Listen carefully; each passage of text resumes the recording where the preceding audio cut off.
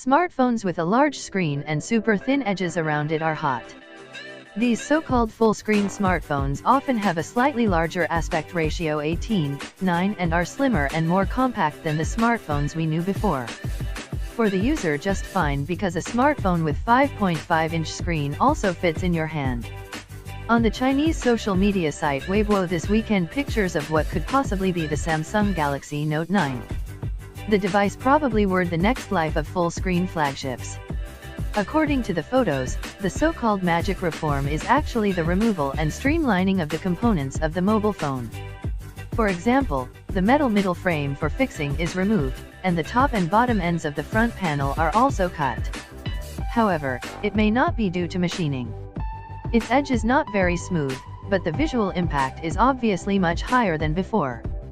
Since there is no back photo, it is unclear whether the back of the glass is still retained on the back, or whether it is a plastic shell or skinny.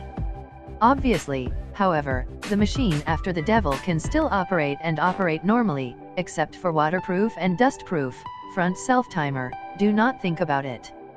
In fact, this netizen had previously been keen on the magic reform of mobile phones and had once changed the iPhone 5, iPhone 6, and so on.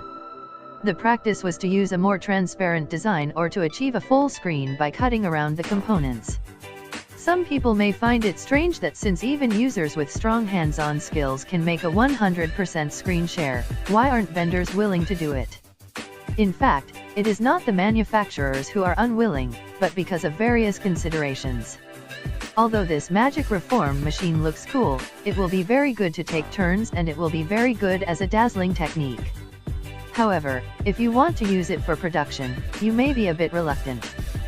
First of all, this rough modification will make some of its functions lost, such as the waterproof and self-timer problems mentioned above.